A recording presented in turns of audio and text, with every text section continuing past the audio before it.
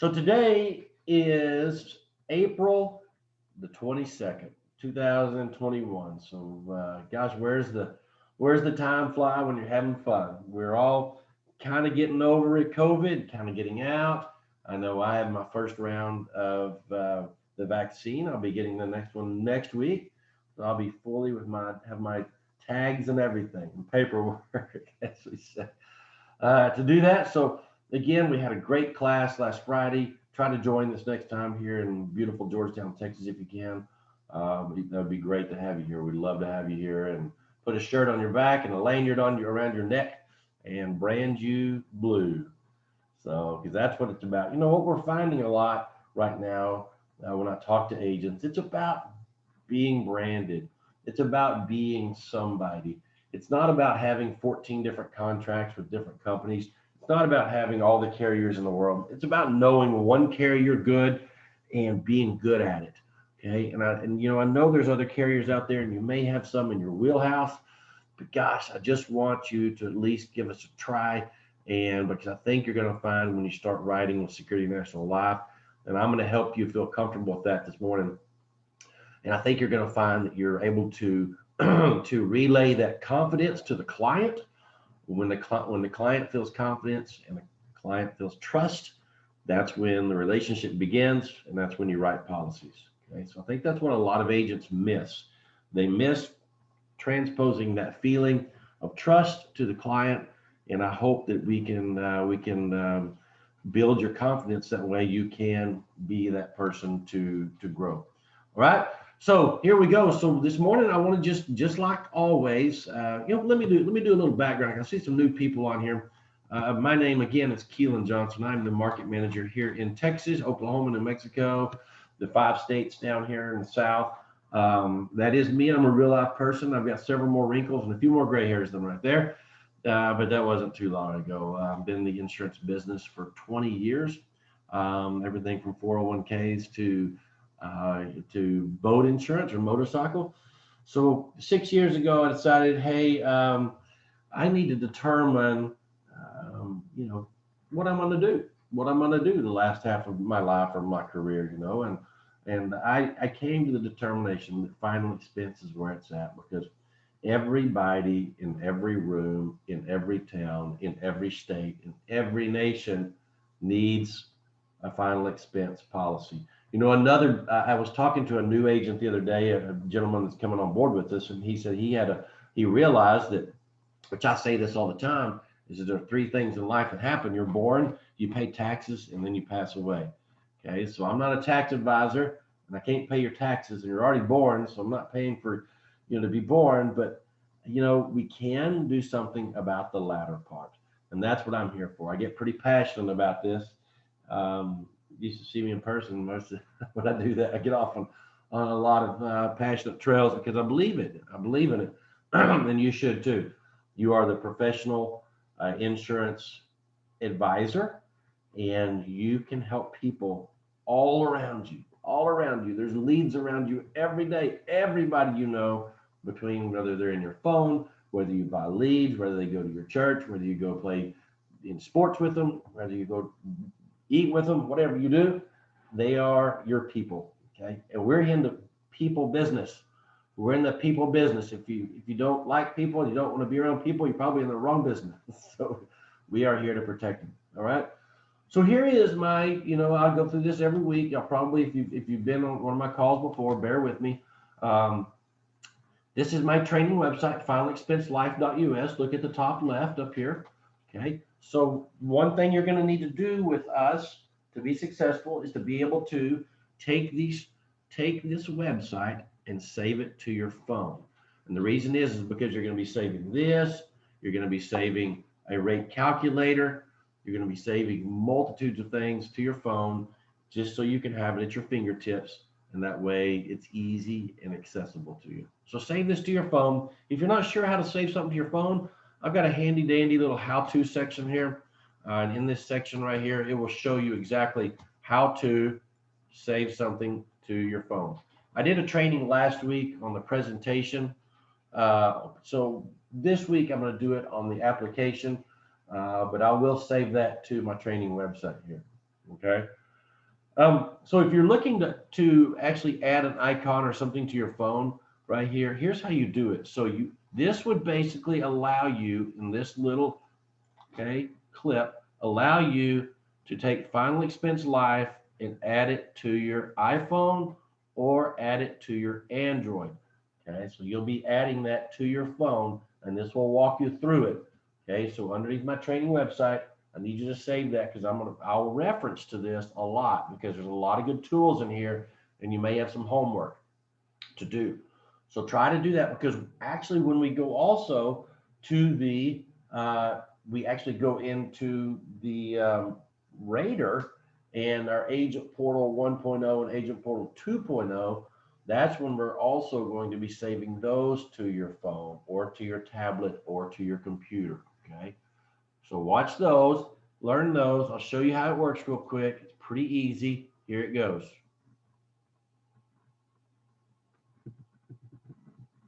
You can add an app icon to the home screen of your iPhone or iPad for easy access to the Agent Portal. Open the Agent Portal website in your web browser. Tap the Share button at the bottom of your screen. It's the one that looks like a box with an arrow pointing out of it. Then find the Add to Home Screen button.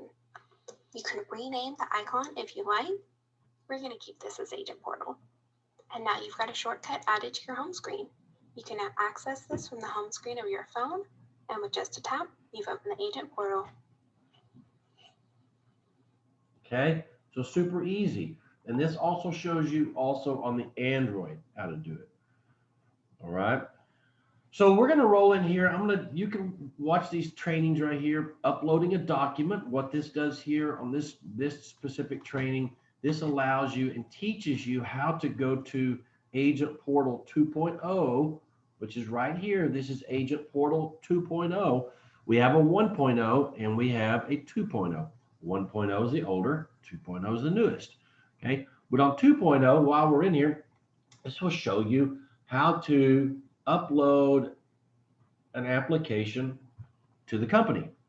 So basically all you're doing is taking a picture of the application and sending it to the company with your phone. Okay. If you are and you have a scanner and you want to do things with the scanner in the Agent Portal 1.0, this is 1.0 again. Okay. You'll notice 1.0 and 2.0. All you do is go into New Business Upload. Okay. Take your new business here. And when you scan it to your computer with the scanner, then you'll just go in here and find it. Go in here and find it, put the insurance name in here, comments. You should be in good shape, okay? Be in good shape to go. All right. So let's go back over here, and those are a couple of things you can look at. Changing the default language. If you prefer Spanish, you can see in the top right, see my little person here, a little guy up in the top right. If you click on that, you can change this from English to Spanish. So you see the wording on my screen here is now Spanish. Okay, so you can change it from English to Spanish, whichever one you prefer. Also, while you're on this page, you can go and you can use the rate calculator or download the rate calculator. Remember, you open this up. Did you see my URL or my website up here changes? So remember, if you take this website here and you save it to your home screen on your phone, you will always have access to our rates. Okay, you'll always have access to the rater right in front of you. Okay, so there's several ways to find a rater. This is one way right here. Okay, one way right here, and then there's another way also on my training website. So on my training website here, you'll also see a rate calculator that you can use too right here. Okay, so that's why you want these things saved to your home screen of your phone. That way you can easily access them. So when you're in the field or you're writing a policy, you can actually get the rate and complete the application. All right. So let's go back up here and start at the top. Changing the default language, adding it to your home screen, uploading a document, and then last week's training. That was actually 2 weeks ago or 3 weeks ago. So I'll be uploading last week's pretty soon. I'll be changing it this afternoon. So just a rehash here for brand new people. Remember, we can write policies in two different ways. We can write policies in two different ways. We can write it in person, and we can write it over the phone telesales. Okay, so here's the thing. So take notes on this. All right. So if you write a policy in person here, okay, you're going to gather your supplies. You're going to complete the application, which I'm going to show you how to in just a moment. You're going to send the application to the company. I already showed you that. Remember, you take a picture of it or you scan it in and then you're done. So the one notation here that I want to write here for you to know is that on a policy in person, there is no phone verification. Okay? So you will not have to call the company. You just write the policy on paper, get the people to sign it in person, and send it over to the company. So you're not having to worry about a phone verification. Okay, that is in person. So remember, we also have the new way over the phone.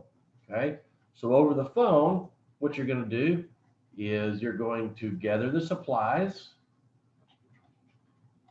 You're going to log into the portal. Okay, so when you log into the portal, Agent Portal 1.0 or 2.0, where are you going to go? Look right down here. Okay, telesales, telesales. Okay, but it's right there. Click on that button. It's going to take you right to the application. There it is. All right, there's the application.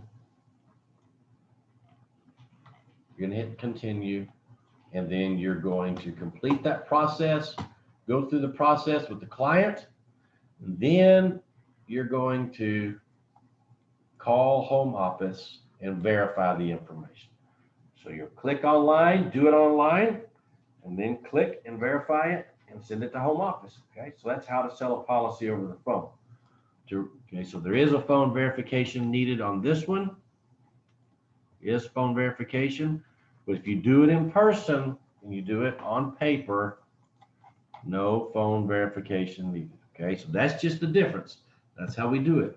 But remember now, no matter how we do it, okay, so look right here in the middle. I'm going to put this really right in the middle of both of these.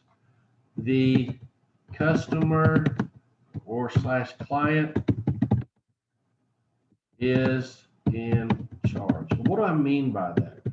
It means that when I answer the phone, you know, the beauty of what we're doing right now is that when I answer the phone or I talk to someone, I can tell them, Mr. and Mrs. Jones, I can come over and see you. We can get this knocked out. Or Mr. and Mrs. Jones, if y'all feel more comfortable, I can just do this over the phone and we can write this policy over the phone and take care of it right now. We'll do a little small phone verification.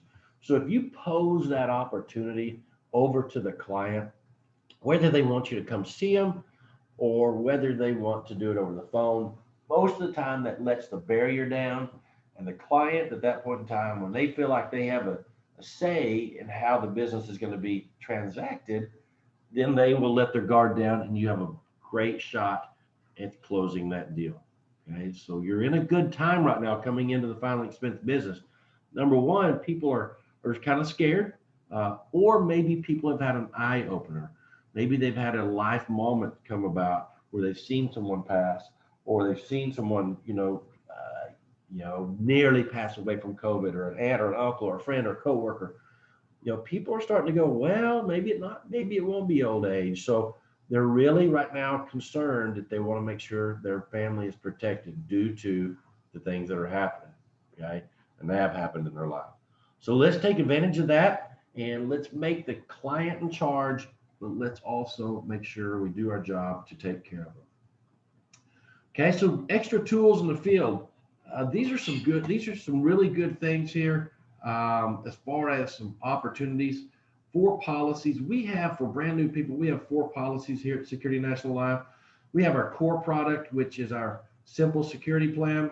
Okay, this is what you're going to write 95% of the time, where 95% of our business goes. This is what you do over the telephone on telesales. Okay, we have our older policy, which is our security care plan policy right here.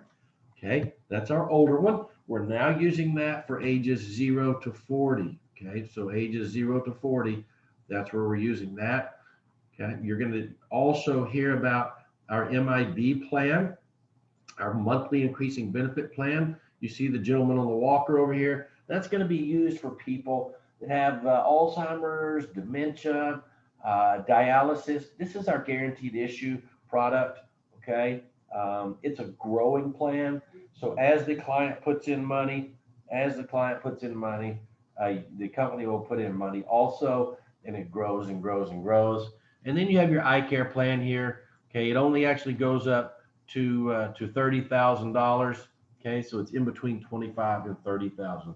So if you run across some healthy younger parents, maybe in their 25s to 40, and they want a little bit more coverage than 15,000, this is where we're going to need to put them. Okay, in the eye care, and that's going to allow us to go up to $30,000 for the younger people that want a little bit more coverage. All right, so that's kind of our smorgasbord, if you will, of policies that we have here at Security National Life. Okay, so this morning I'm not going to go through all of these different tools in the field, because I want to get right into the nuts and the bolts of completing an application. If you're brand new, I challenge you to go in and watch this video. This will show you everything. It dives down deep into everything on my training website here. And I'll also be adding another one. I've got a YouTube channel that I'll be adding these things to, and you'll see that grow. So in the future, you'll be able to jump in there on YouTube and watch any of my trainings and grab those out of there if you need some extra help to sharpen your sword. All right. So let's just look here, and let's kind of jump into the meat and the potato here. What do we cover? What do we want? What do we want to see? Who are our people? Okay. So look at this. This is actually a Word document, and so I keep it in Word so people can modify it if they want. So these two people are saying SNL protected us over the phone. The right one says one simple phone call and we got a policy. That's true. It's very true. Okay, we can do that. One simple phone call. But I want to focus this morning on these things right here. Who can we cover? Because when we get to the application, and I'll thumb back and forth with this. And here's a shortcut, by the way. If you want a shortcut to an application and you're in one of these states, just click right here. I'm going to click right here to Texas, and it's going to take me to this handy dandy page right here. And I'm going to click on Simple Security Plan Application. Okay. So here is the Simple Security Plan Application. The COVID form is first. Okay. So I want y'all to look at this. Okay. The COVID form is first. Who do we need? Who needs a COVID form? Who do we have to use a COVID form for? Okay. So I'll go right here underneath the question and the rules, and I'm going to summarize this for you. So take notes or take pictures or whatever you want. Okay. So here is the summary of what these rules state up here. Okay. The summary is this. Basically, you don't need to use a COVID form unless the client is 65 or over. Okay. So you got 65 and over. Okay. So that is one reason why you would need the COVID form when they're 65 and over. The second reason you would need the COVID form is this. Well, I kind of messed up my drawing, but the second reason you would need the COVID form is if the person is preferred or standard. And that's day one coverage, basically. Okay, so it's day one coverage. Okay, so the only people we're needing a COVID form is what? Is 65 and over and the preferred or standard. Okay, so if they're under 65, no form needed. And if they are modified, no form needed. So just remember this. You don't have to send this paper in if they're 64 or younger, and you don't have to send it in if they are modified. Okay, only 65 and over, preferred and standard. That's the way you read it. Okay, so just want to kind of clarify that a little bit. All right. So let's get on down to the actual application. Okay, and I want you to understand, because I find a lot of agents that make mistakes in these things. So I want to kind of just open up the floor. If you have any questions, obviously type them in the box if you have any questions about the application. Okay, but I want to go through this a little bit, and I want you to understand how to complete a proper application, because I see a lot of agents that struggle with this, especially new agents, right? So let's look here again. Okay, so what do we have here? What's going on here, right? Well, number one, we have the insured's name, okay, in this section. So this section is all about the insured. You have the gender, you have the date of birth, and the date of birth, we're going to write this policy based on how old they are right now, how old they are right now, at this time, at this day, not their next birthday or anything else. Their age, height, and weight. Very crucial spot there, height and weight, okay? So I don't want you to get stuck out there and try to do a simple security plan and get on the height and weight chart and really, struggle because someone is a little heavy. Okay, so I'm going to show you two after we get through with this on the, let me just see if I can jump over here. Let's jump over here too while we're at it. I don't want to leave you kind of hanging here. The height and weight chart is right here underneath my training website, right in the middle. So if you click on this, okay, so take careful notes because this may save you a lot of grief out in the field. You see these height and weight maximums, okay, and I run across this a lot with agents, so pay attention a little bit. So we've got height and weight maximums here. So you see the simple security plan at the top. Let's just go down here and we'll look at 5'8", okay? This client can weigh up to, that's a kicker, okay? I'm gonna put it in words here. Up to 262 and still get what? A preferred policy. Still get a preferred policy. They can weigh up to 280 and get a graded or modified. Okay, same thing, graded and modified, 280. Well, Keelan, so I just want to make sure you don't get into an application standpoint where you're talking to the client, you've already quoted them a preferred and they weigh 305. What if they weigh more than 280? What if they weigh more than 280? Then what we will have to do, you will have to do, is go in here and go down to our security care plan. You see that top security care plan, okay? And then what? We'll have to have a paper application, but you can here do 5'8", and you can go all the way up to 355 and still get a limited plan. Still get a limited, okay? Still get limited, okay? If they're over 355, we can still do an MIB plan, okay, MIB plan, and there is no height and weight requirements on the MIB plan, okay? So just want to kind of clarify that. I don't want you to get stuck out there in the field and have someone that's a little heavy and go, oh no, we can't do the policy anymore, because you probably might lose the client. So make sure and I always ask it like this. I just say, Mr. and Mrs. Jones, before I write this policy, before we quote it, and I include it in a comment, so about medication, so it's a little softer. So my comment goes like this: Mr. and Mrs. Jones, I'd love to give you a quote on this policy.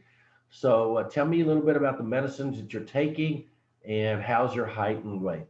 So I say the word how. I don't say how much do you weigh or how big are you or how thick are any of those things. Just say, tell me about and how is your height and weight.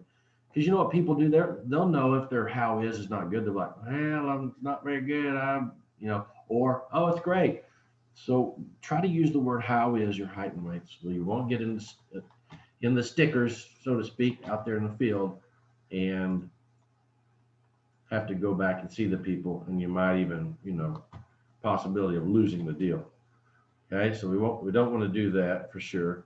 We want to make sure that we protect them and we have the policy there. All right, so I'm going to jump back in here on the simple security plan. So that, again, this section here at the top is all about the insured. Now, the insured is not always the owner. Okay, let's think about this. Oh, while I'm on it, you see this right here? This is very important.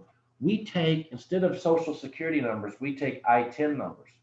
Okay, so your client can have an ITIN number, which is a tax identification number, and not a social, and still get a policy with us. That's the beauty of it. Okay, so if you have clientele like that has ITINs and not socials, that's totally fine. All right. Owner's name. Okay, so the section number 2 is this is section number 1. The section number 2 we have is the owner. Okay, so the owner can be anybody as long as the insured is okay with it. I can own anybody's policy I want as long as the insured's okay with it, as long as we both sign. Lots of time the insured is the owner, but the owner is a person that takes care of the policy, makes the changes on the policy, is in charge of the policy. Okay, so just know that the owner could be somebody different. And lots of times, if you get a person that's, kind of cantankerous, and in words that means kind of mean, ugly, kind of set in their ways, however you want to dice it up, or however you want to say it. They're the kind of people who go, well, I don't need a policy. I don't have to have one. They can bury me in a box somewhere, blah, blah, blah. Lots of times, don't lose the deal just because the insured doesn't want to pay for their own policy.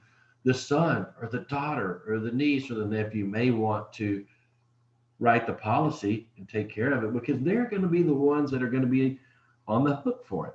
They're going to be the ones that are going to have to pay in the end, okay? So just know that the insured and the owner can be two different people. A third person can be the payor. That can even be a different person, okay? The payor can even be a different person.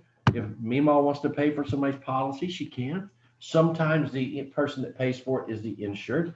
Sometimes the person that pays for it is the owner. So when we're talking to people, we're talking about a policy, we ask them, oh yeah, you're the insured, or you're going to be the owner of it. And they'll say, well, what does that mean? Well, that means you make the changes of it. Well, no, let my wife be the owner, so forth and so on. And then you say, are you the payor? Are you going to be paying for it? Yeah, I'm paying for my own policy. Okay, so just be sure to ask those questions. But when you have the application in front of you, I want you to see it like this: 1, 2, 3. Okay, and then 4, the fourth position we have here, the fourth person to the policy we have is the beneficiary. Who's the beneficiary? And that can be a different person also. Okay, so let's say Bill Jones is the insured. The owner is Kathy Jones. The payor is the son, Tim Jones. And the beneficiaries are all the grandkids, Junior, Sissy, whatever it may be. So you see how it goes? So just be aware when you're out there talking to people that lots of times the person you're talking to may not be that, they might be what we call the insured, but they may not necessarily be what we need to look for in an owner of a policy. Okay, it may be a different person. All right. So we're there. So here's what we're going to do in the chat button, just so I'm not talking to myself. Say yes in the chat button if you can hear me. Those of y'all that are chatting or have the chat button open, just want to make sure that everybody can hear me and I'm not talking to myself. So if you can hear me, type yes in the chat. Give me a yes, please.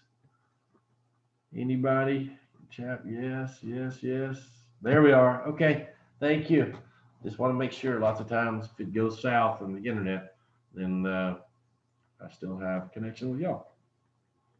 All right, so four parties to the application. The next section we have going down here is how we pay for it. How are we going to pay for it? Okay, so this is the payment area right in here. Okay, this is the payment area. Well, let's dissect this down a little bit. Okay, right here, we're determining whether this client is going to be preferred, standard, or modified. Okay, and this is where we're going to check the box on preferred, standard, or modified. Okay, and I'll show you in a minute how we determine if they're preferred, standard, or modified.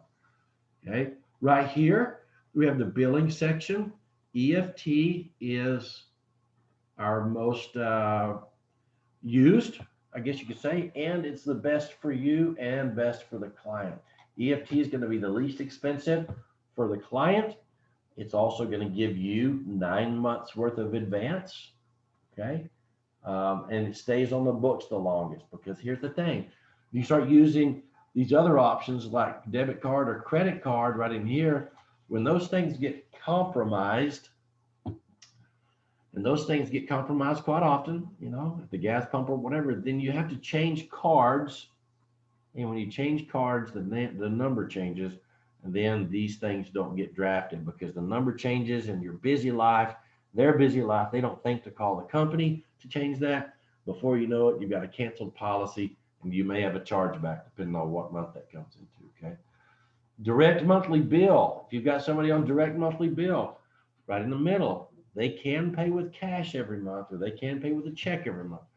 You will have to take the first month's premium here on direct bill, okay, and get a cashier's check or a money order for that and send it into the company. Send it into the address at the top of the application. You have to mail it into the company. All right. On the debit card and credit card here, we do take the Direct Express card. That is the Social Security card where people get funded, the money funded on it. Okay, so we will take the Direct Express card. It's a MasterCard. I think it starts with 5228, but we do take it. But I strongly advise, try to find the checking. Try as hard as you can to find the routing number and account number. It's going to help you out all the way around the board. It's going to help the client out, us out, you out, because it's going to stay on the books the longest. Okay. Over here, we have the face amount. Okay. So what is the face amount? However much you want to write the policy for, $15,000. Okay. So we have the face amount. We have the premium down here. Simply put $70.86. Okay. If you're doing any riders, you can put them here. So brand new people, we have an accidental death rider, and then we have a child rider. Okay. So a couple of the caveats there on those is that on the accidental death rider, we can write up to, okay, I'll write it over here somewhere on the left. So if you see over here to the left, underneath this two, up to $25,000 coverage on ADB. And that's going to actually give the client double coverage. So if you were to write $15,000 on accidental death down there, you would need to rate it for that. But then the client would have $30,000 if they died in an accident, not just 15. So if you like the idea, and it's probably a pretty good deal for people in their 40s, 50s, 60s, because most of the time if they were to pass away, it would be from an actual accident. Okay. So you can do up to $25,000 on that accidental death benefit rider. Okay. The child rider, you can go up to $10,000 on that. Okay. And you can write any child up to age 18. Okay. But then also what will happen is they fall off at 25. Okay. So they fall off at 25. So at 25 years old, they fall off. Okay. So accidental death and your child rider. All right. So right here underneath the amount of premium paid with the application, the only time you'd need this is if they actually do a direct monthly bill. You see my red arrow. If they do a direct monthly bill, then you're going to have money with the application. If not, this will be a zero. Okay. If so, that'll be there. Down to the next section, you see my arrow. Does the proposed insured receive Social Security Disability, SSI, VA retirement, and or VA disability? Yes or no? The simple reason we ask this question right here is this. The clientele that we work with lots of times will deplete their account every single month. And lots of times it doesn't take but a couple, 2 or 3 days to deplete their account. So guess what we have to do? We have to get the money when the money gets to them. Let me say it again. We have to get our money when the money gets to them. We have to be first in line to make sure that we get that money for this policy. If not, if we're fifth in line or we're 5 days later, it's a great chance it could be declined, a great chance that the money won't be in there. So if you ask your client, do you receive Social Security or Social Security disability or anything? Yes, I do. Okay, well, when do you get your check? Most people, okay, that are on Social Security get their check on the second, third, or fourth Wednesday of the month. Okay, so if you find yourself with a yes right here, you got second, third, or fourth Wednesday, that's what you're going to need to check. Okay, all the way down here. If you get a no, if they're not on Social Security, then we go to the next question. Mr. and Mrs. Jones, this policy is going to go into the home office. Today is the 22nd. We'll be sending this policy into the home office. Do you want this policy to be effective immediately? Yes or no? Do you have the $70.86 in the bank right now? That's the other thing to be careful of. Do you have the 70.86 so that when we do draft, it's going to be there? It's going to be there, yes or no? Okay, so that's a question. So if they say yes, okay, perfect. We're going to draft immediately. The next question you ask the client is very simple. After the draft goes effective immediately, okay, which is down here on the 22nd or 23rd, when do you want your next payments taken out? What day of the month is best for you to take the payments out? Oh, let's say the 15th. Okay, so what if they say the 15th? You do the 15th right here. Okay, put the 15th, 1-5. Okay, so 15th right there. So see where I put 15th on that box? Okay, so that's where we're at. Okay, on the 15th. Now, watch me closely here.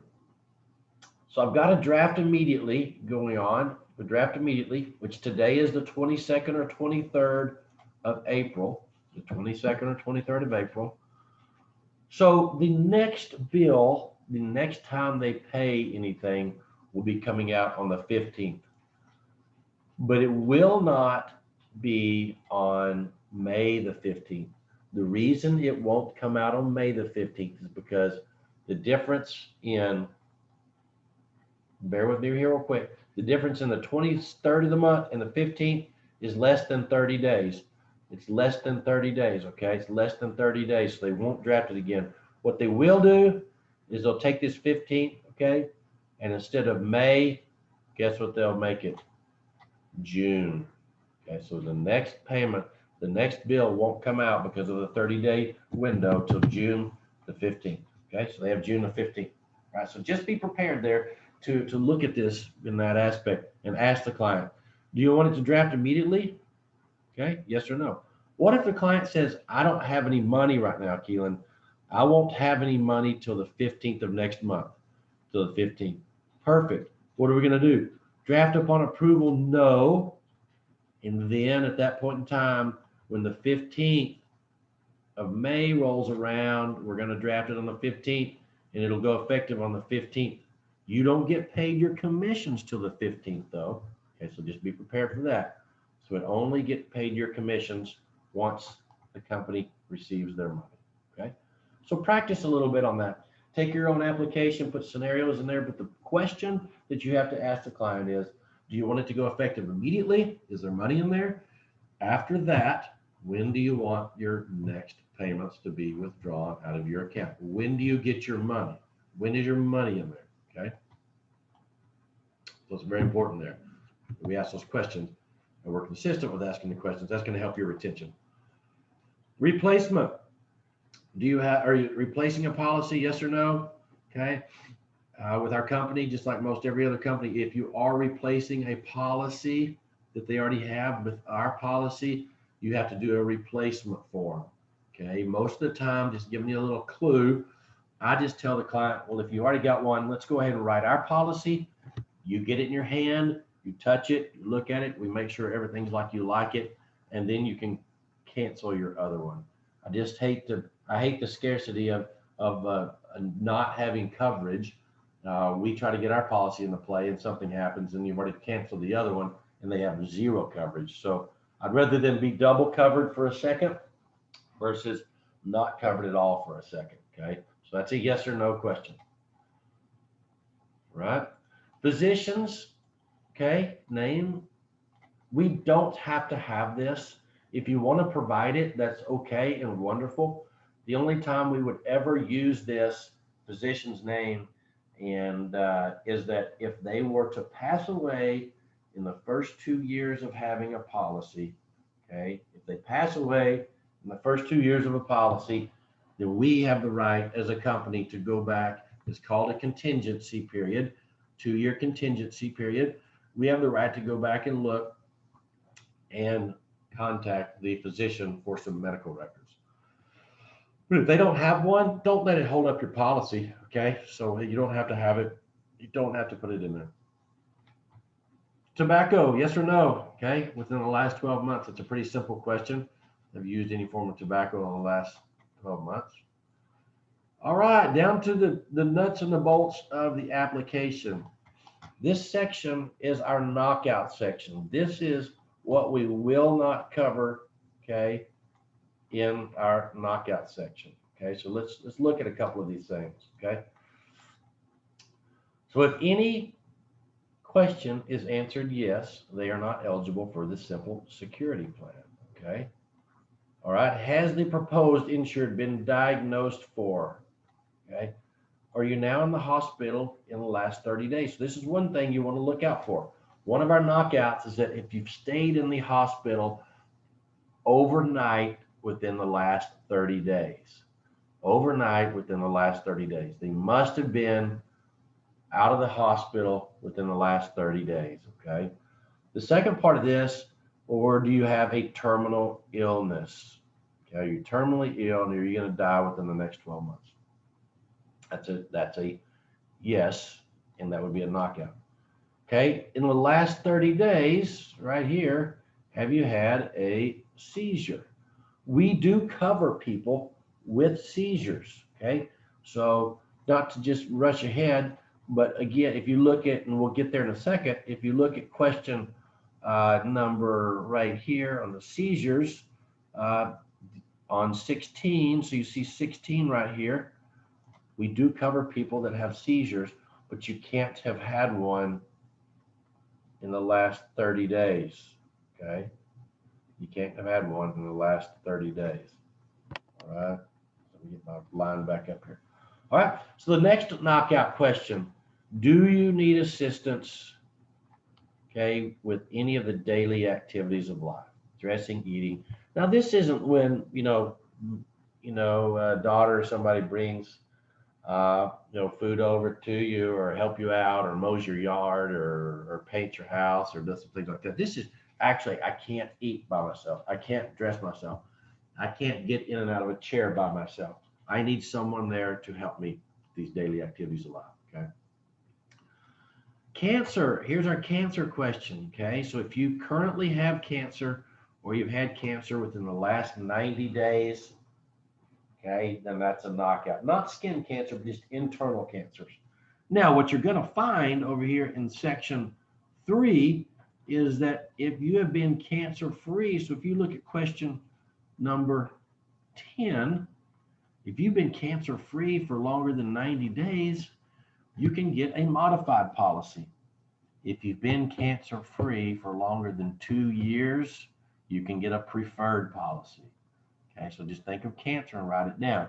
90 days, up to 90 days is a decline. 90 to 2 years is a modified.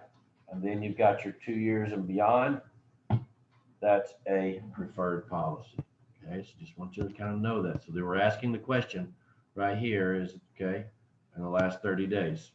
Now, again, it's not skin cancer. This is your regular internal cancer. All right. All right, let's move on down. So we've got, have you ever been diagnosed right here with Alzheimer's? Main thing to look for right here, Alzheimer's and dementia. So a lot of times we find some Hep C, hepatitis C also, all the way down to organ transplant. So if you find any of those things, we're probably going to need to move them over to the MIB policy. Okay, so they are a decline here. Decline is also, that goes to our MIB on dialysis, question number 6. And then you've got your HIV question on question number 7, okay, HIV, okay? So in summary, we ask questions to our clients. Hey, have you been in the hospital? Have you had a seizure? Do you have cancer? Alzheimer's, dementia, Hep C, dialysis, HIV?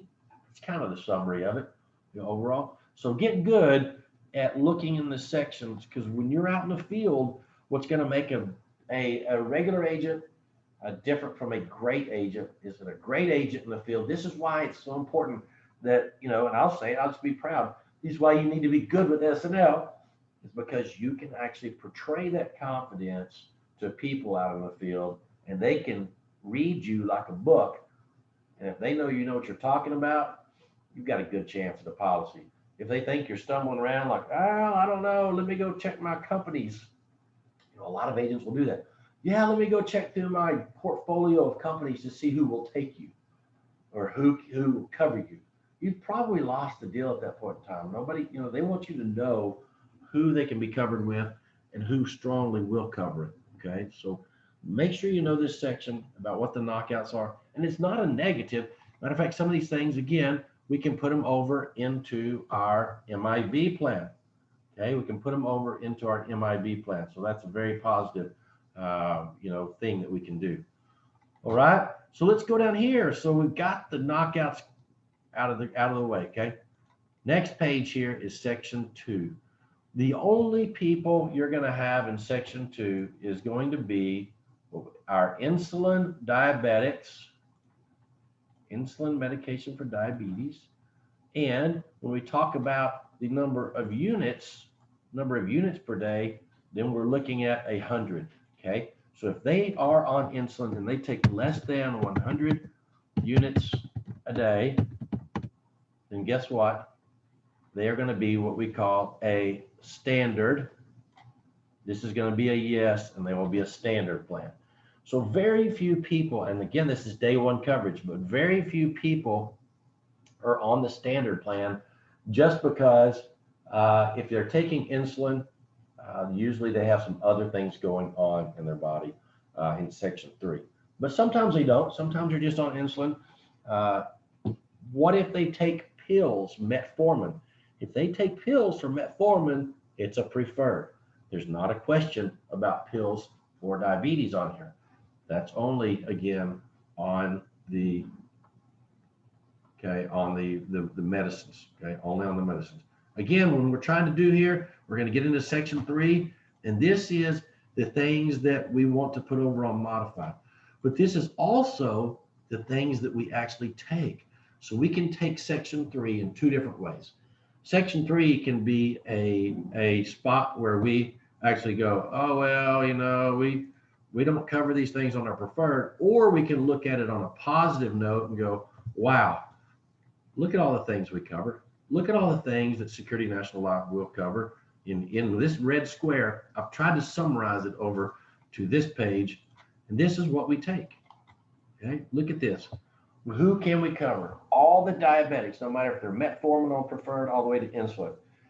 Angioplasty, stent, bypass, heart valve surgery, pacemaker, cancer-free for 90 days, TIA or strokes, heart disease, angina, heart attack, enlarged heart, chronic heart failure, circulatory disorder, lung disease, emphysema, COP. These are things we take. Kidney disease, liver disease, hepatitis B. These are things we take. I keep trying to say that over and over. I want it embedded in your brain that look at all these things, because if you just have this screen right here in your mind as you walk out the door today or tomorrow or whatever, and as you're talking to people, this absolutely will cause you to have multitudes of things. It will make you have confidence that you know what you're talking about. Okay. Bad confidence. People will trust you. People will be happy. They'll be excited to know that they're covered. They'll be excited to know they're covered because they think out there, if they have these things over to the right, in their mind, they're already the underwriters of themselves. They're already self-diagnosing themselves. Well, I've got seizures. Y'all probably couldn't cover me. Well, I've got kidney disease, Keelan. Y'all probably couldn't cover me. Well, I'm in a wheelchair, Keelan. You probably couldn't cover me. You probably definitely couldn't cover me. I'm on oxygen. But if you know this page right here, guess what your rebuttal can be? Heck no, we cover you. We've got a policy for you. Who told you you couldn't get coverage? Who told you you couldn't get coverage? Okay. But if you go and you don't know this right here, that we cover all these things, and you kind of just stumble across your words and go, well, I don't know if we could cover that. Golly, hepatitis B, I don't know. Oh, you had an amputation. I don't know if we could cover that. Oh, Lupus? Nah, I don't know. Oh, golly, you've had alcohol abuse or drug abuse? No. Oh, no. Absolutely, we cover it. Absolutely, we cover it. Okay. And when you turn the table there and you tell them and you're positive about what we actually cover, that's when the confidence and the trust starts and you sold a policy. All right. So let's look at this section 3 this way and let's look at it as a positive. Okay. So when we dissect it back down, okay, I hope everybody can see my screen. Okay. When we dissect it back down, I really want you to pay attention also to these areas right here. Okay. So we can actually have 3 of these questions over here answered yes, 3 yeses, and still get a modified plan. Once we go to our 4th yes, we get kicked out into the MIB plan. Okay, so here's what we're looking for. If you can just sit back from your computer and look at this screen right here, even if we have 1 yes, that's okay. If we have 2 yeses, that's okay. 3 yeses, we're okay. But once we get to our 4th yes, that's when we get it kicked out and knocked out. Okay. So you're telling me, Keelan, I could have somebody that's had a heart valve surgery. You're telling me we can do that and put a yes. Okay. You're telling me they could also have had cancer before. Yes. And you're telling me they could have also had a stroke. Yes. Okay. As long as those 3 things are yeses and the rest of these are no, we have a modified policy. Okay. Guess what? Who do we write? Who can we cover? Look at all those things. Look at those things. I mean, for a company to cover all those, I promise you, I was with Farmers Insurance, and nothing wrong. They're a great company, but I was with Farmers Insurance trying to write life insurance. They didn't cover all of this. I know that for a fact. Okay, they did not cover all of this, and that is definitely a fact. I've got an agent right now that is trying to become appointed with us with Allstate because they have the same policy that Farmers Insurance does, which is a right of refusal, which means if the company declines someone, they can easily go over here and write a policy for them and take care of it. Okay, so that's a great deal. So if you have any of those agents or people you know in those other in other insurance companies, tell them about this. Tell them about what we've got. You know, put them in your team. Build your team. Put them in your team, or get give me their number. I'll put them into the company. Okay, but they got to know that we can protect people like this. All right, let's look at this next section because I want everybody to be clear on it. Okay, so right here, this is a very important wording. So I want to read it slowly. Within the past 2 years, has the proposed been diagnosed, comma, tested positive for, comma, treated, comma, prescribed medications, or been given medical advice by a licensed member of medical profession for any of the following reasons. So let's read this again, okay? Because I want y'all to be real clear, because I find a lot of agents they are confused here. So it does say within the past 2 years. So we're asking a 2-year question, okay?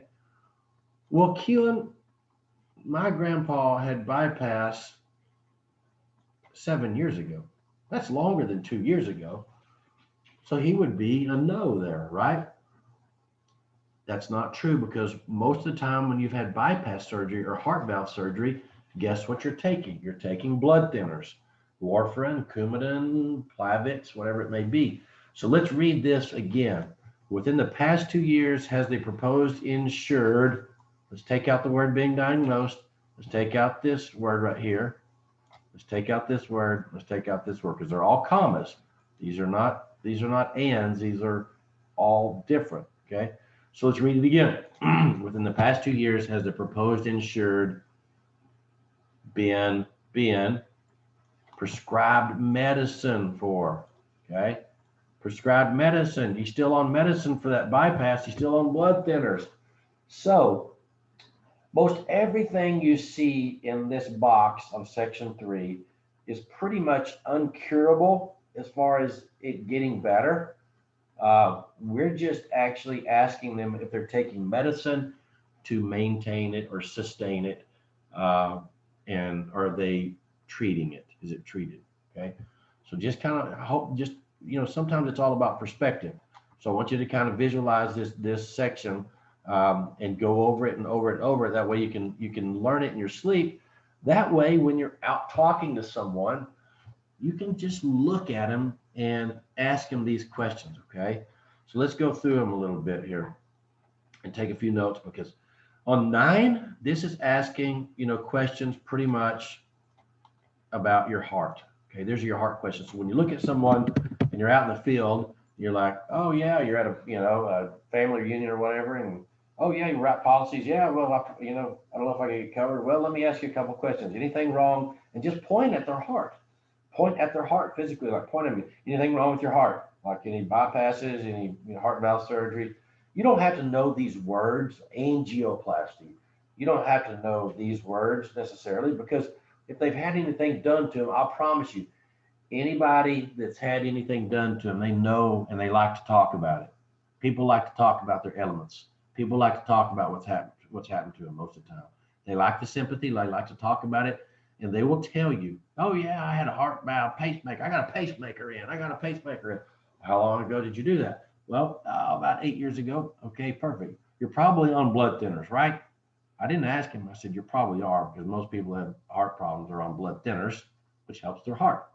But just look at their heart, and physically, you don't have to know this application. Just look at it and go, anything wrong with your heart? Okay. The next thing you can do on question number 2, any type of cancers. Have you had any cancer other than skin cancer? Any cancer. So this is looking at what? A lot of times their skin or internally, any cancer. So we got heart, and we have, the key word here on 2 is cancer. Okay. Number 3, brain tumor, brain disorder, TIA, many strokes of any kind. Okay. What is this? This is your brain question. So you look at their head, look at their noggin, or what we call it. Look at their head. Okay. And this is about their brain question. Anything going on up there? I need to know about it. All right. Question number 12. This is important here. Heart disease of any type. We're back to the heart. But the key here on this one is that any circulatory disorder of any type, okay, or conditions, congestive heart failures, enlarged hearts, okay. So these are precursors to having to have a heart surgery, or of the surgery itself, or a stent. These are things that are leading up to it, okay. So these are the questions for the heart again. 13, look at them and look at their lungs. I mean, don't look at their lungs, but look in the place, are you have any problems breathing? Are you on oxygen? Do you smoke? Do you have any problems with emphysema? Any COPDs, anything there? So we're looking at their lungs inside. 14, this is your kidneys. We find this a lot. Hepatitis B, organ failures, okay? Anything going on with your kidneys or liver, kidney or liver, okay? So we're thinking about that. So I'm just trying to give you an idea as you're looking at a person, what to ask for. Okay? Any problems there? Number 15, okay? This is where, remember up top where we talked about the standard plan, where we talked about the units per day, okay? Insulin per day up here in section 2. And you ask a question, how many units of insulin can I take? Okay. So this is when people are taking more than 100 units of insulin a day. Okay. So you take more than 100. Remember, if it's under 100, we can go standard. But if you're taking over 100, it goes here. The second main thing I need you to look for and watch out for is neuropathy. This word neuropathy comes up a lot. Okay. What you're going to find is there is a medicine out there called gabapentin.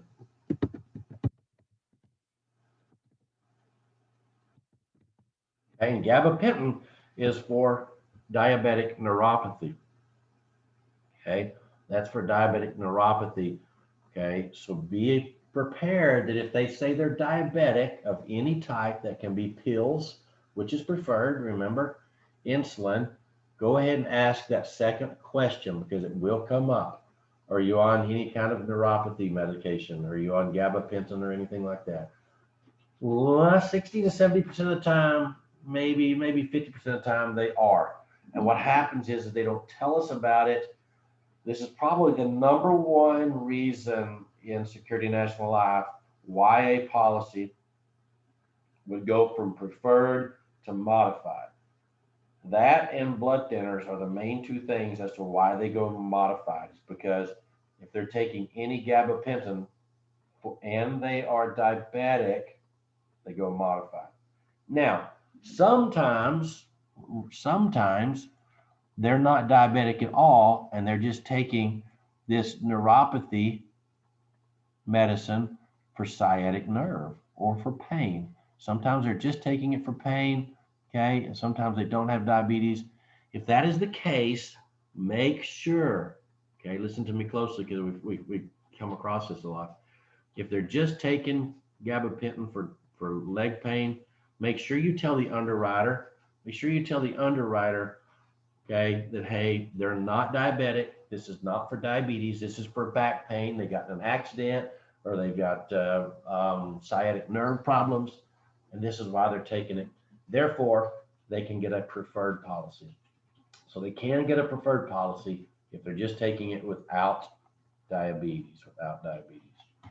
All right. Okay, so let's move on to 16. These are some things right here. We do take lupus, Down syndrome. In a Down syndrome case, if you run across some Down syndrome cases, this is really a gray area for us because we need to know that the client can actually understand the policy. Okay, because what happens sometimes in the insurance business, if you write policies without the insured knowing it because they don't know what's going on, they can be a fraudulent policy. And believe you me, there's people that do that out there. We just need to know in question 16, what, can the client understand the paperwork? Can the client understand what they're receiving? And can the client sign a application? Okay, that's what we're looking for. 17 here. We don't run across this a lot, but what we do run across is people that are bipolar maybe, and that's okay. You can be bipolar. But once you fall over into the schizophrenia and major, the key word here is major, right here, major depressive disorder. Okay, that's the kicker right here. That's what they're looking for. All right. Have you been advised to have a surgery that you haven't had? Keelan, you probably need to go pretty soon and have, that one kidney taken out or something crazy like that. Or you may need to do this or may need to do that. There are major surgeries that are coming up. We just need to know about. Have you ever received medical treatment, okay, regarding the abuse or excessive abuse of alcohol? That's people that have gone in and into a rehab, those type of situations within the last 2 years. And do you use a medical appliance? Okay, we actually have a niche there, niche to wear oxygen. We're one of the few companies that can cover people that are on oxygen in a modified policy. So, gosh, that's a big deal, right there. Some people are on oxygen or a wheelchair or a walker. Okay, so we can actually write you a policy. Right. So step back from that and look at all the things that are going to be a modified. And I want you to kind of squint your eyes for a second. This is a drill. And then we're going to switch right over there and look at this. These are actually all the great things that we can cover and we do cover. Okay. So I want you to think of section 3. Look at there. By the way, we even cover coronavirus. Okay. Death from coronavirus. So these are things. These are good things. These are really good things. These are great things that we can write. Look at that. I don't know where I grabbed that from, but that's a heart. So I'm going to put it all over there. It's a good thing. So I had people down here last Friday, a bunch of tenured agents, really good agents, really professional people. It was still good to go through this drill because it's still an eye opener that we always forget. And when you actually go out in the public and you see people, you need to have that air of confidence to go, no, we can actually write you a policy. We can actually cover you. If you want a copy of this Word document, let me know, email me or text me, and I will try to get this over to you. That way you can have it. You may want to go down here and put your name down here, and I was just typing on my keyboard, but put your name down here and your phone number. It might be a great way to hand out flyers to people. It's a great way to put your business card, attach it to it, staple it to it. Okay. So if you want that, let me know. I can get it to you after the meeting here today. So there's our section 3, okay? There's our section 3 and our modified section. Moving on down through the application, this is absolutely the most important part of your whole policy, the medications. We have to get really good at pulling out from the client what medications they are prescribed, not what medications they're taking, it's what they're prescribed, because those are two different deals. A lot of people won't tell you everything they're taking. We just need to know what they are prescribed. Okay, so that's very, very crucial. Okay, that we do that. All right.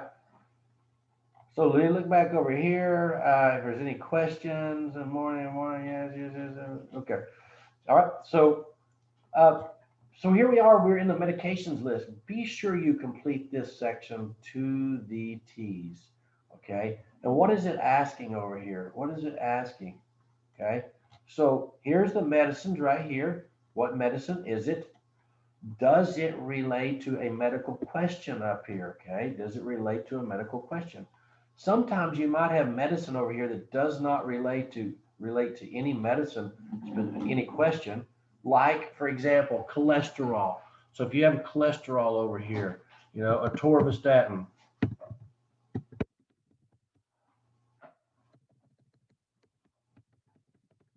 Atorvastatin.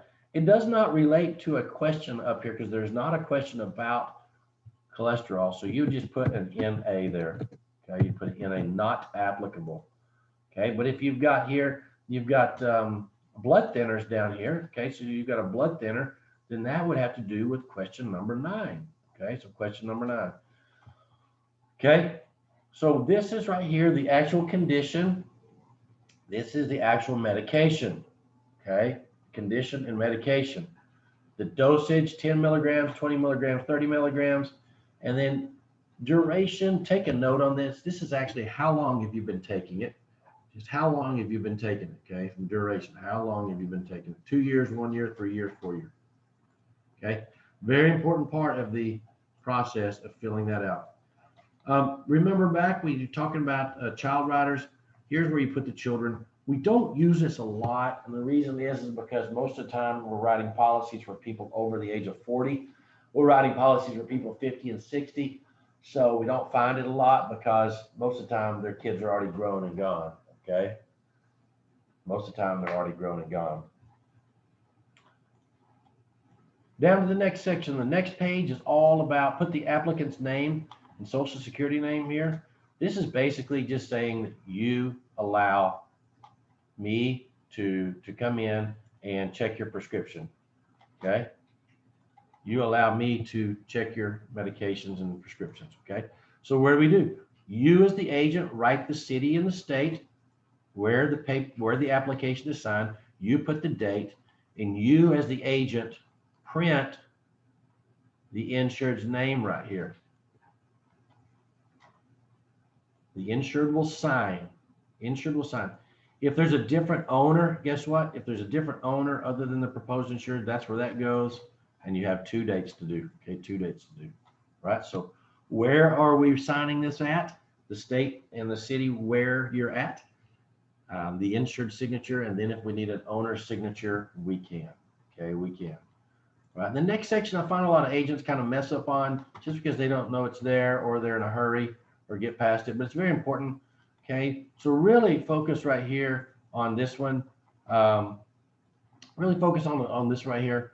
Okay, is the proposed insured an immediate family member? Okay, if you're writing your spouse, your mother, father, your kids, that's immediate family member. Okay, so if you can write those policies, I highly encourage protecting your family. That's what you're in the business to do, to protect your family. Write your policies, but put yes right here. Basically what this means is that you will get paid as earned. Okay, you will get paid as earned and not get advanced, which is okay. Okay, so you'll get paid every month though on full commissions. And then this is your replacement, will or will not. Okay, you sign right here and you print, and here's your agent number.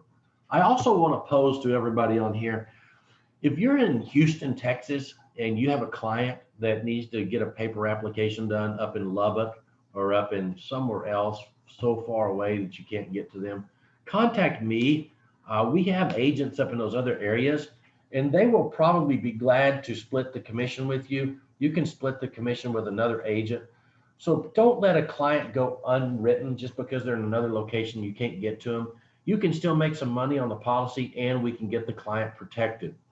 So never forget about being able to go in and work with another agent in a location to get the client taken care of. Okay, so let's make sure we're good on that. All right. The payor, a couple of things to know on this, okay? So the payor and the customer are the same people, okay? So the payor is the same person. This would be Keelan here. Keelan's paying for the policy, okay? And this would also be Keelan. When they actually wrote this application and did the new one, they should have taken out either the payor or the customer. But really what we're looking for is, what is my address? 123, Main Street. That's what they're looking for, is the address. But again, Keelan right here is the same person in each one of them. And if Keelan is paying for it, guess what? Keelan needs to come down and sign this. Sign right here. Account holder authorization signature. Keelan needs to sign up there.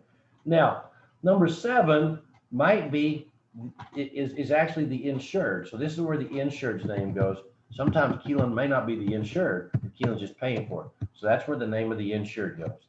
So if I'm buying a policy for Betty or John, then that's where their name goes. There is no contract number. There is no contract number because the contract number hadn't been assigned yet. Okay. So just look at this page overall, and what you're trying to see from a helicopter approach is who's paying for who.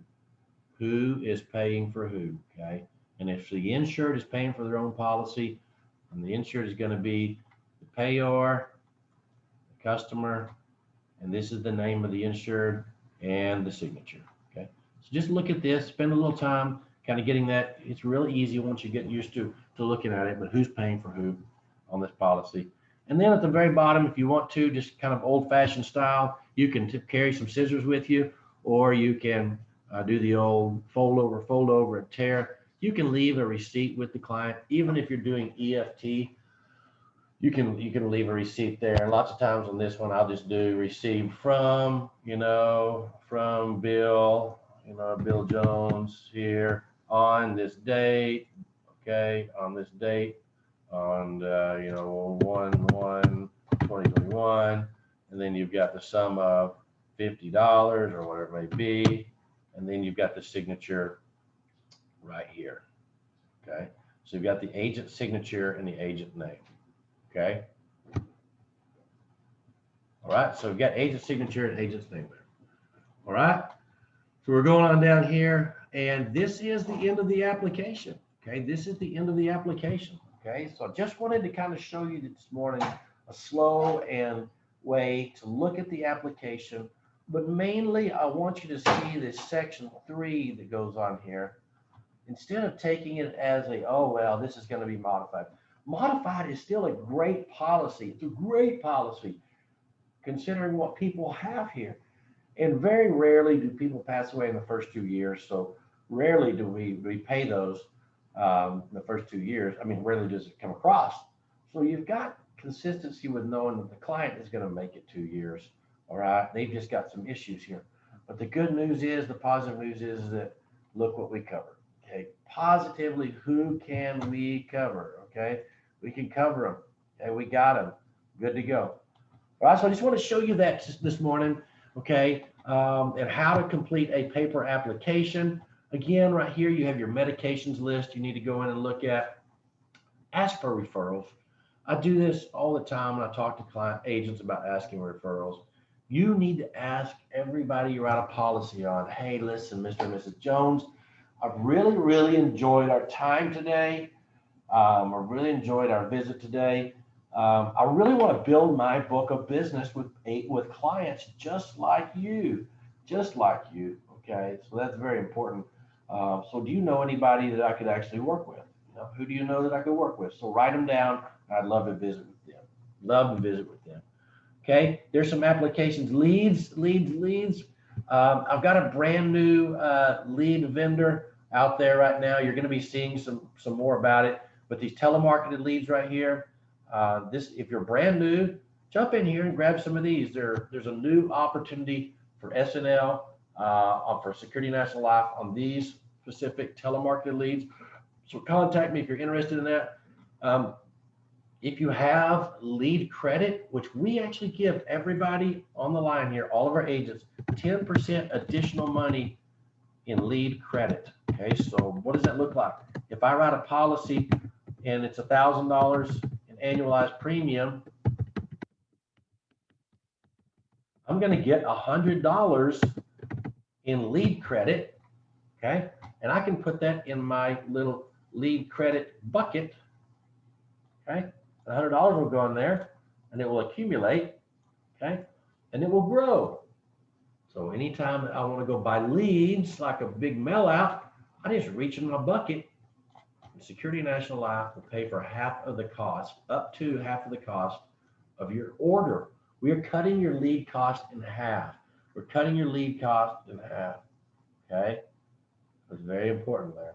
It's very important that you do that.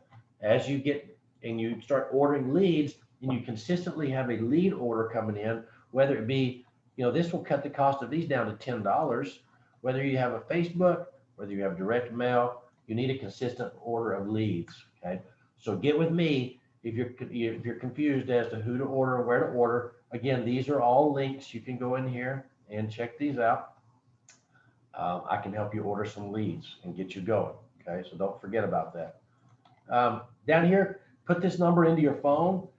Use it because this is the number you're going to use for the phone verification. This is the number you're going to use for home office. First of all, contact me. If you have a question of any kind, contact me. Text me. I'll get the answer back to you in no time, or try to. So as long as I'm not on a meeting or something or running a meeting. Okay, there's my email address. All right. So, wow. Thank you, everybody, for being on the line here. I have to brag a little bit. I'm a very proud father this morning. I'm going to San Antonio. My daughter, my oldest daughter, I've got two kids, but my oldest daughter is a senior, and she's running in the regional track meet in San Antonio tomorrow and Saturday. She is in the 300-meter hurdles, the 100-meter hurdles, and then also a relay. She is picked to go to state her senior year, and she just got a full ride scholarship to college on track. So I'm super happy, Dad. But I'm gonna be heading down there tomorrow and to watching her run, and I'm super excited about that and the opportunity because she saved Dad a lot of money so by running so far. But anyways, I want to just close with this. I love what I do, and I hope that everybody on the line here understands how important and how special you are to this organization, and how special you are to protecting families. And you are special, and you have your license, and you're a special professional protector. I call them protectors. You guys are protectors because you protect families. And at the end of the day, at the end of your career, at the end of what you're doing, it is about making money and feeding the family. But wow, if you can leave this career and protect 100, 200, 400, 500, 600,000 people, 1,000 families, those 1,000 people are going to really appreciate you. And they're going to say, thank you. Thank you so much for taking the time. And Neil, thank you, Bertha. Thank you, Ed. Thank you, Caraba. Thank you, Calvin, Chris, Maria, Rocio. All of you, thank you for protecting me, because I didn't know my parents had the policy, or wow, what a blessing to have this. That's your job. And at the end of the day, that's what we're on here on earth to do, is to help people, to serve people and to help people. So I love what I do. I get passionate about what I do.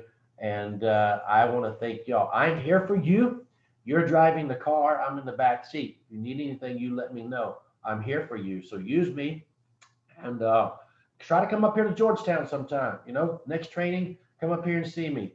Come up here. I think you'll really enjoy it. I think you'll really get your worth out of it. You'll be seeing a flyer coming up in the next few days or next week about the dates on that.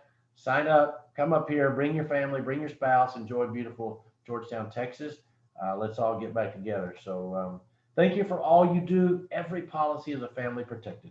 And I thank you for what you do. If you need anything, you absolutely let me know. And as we say in Texas, adios.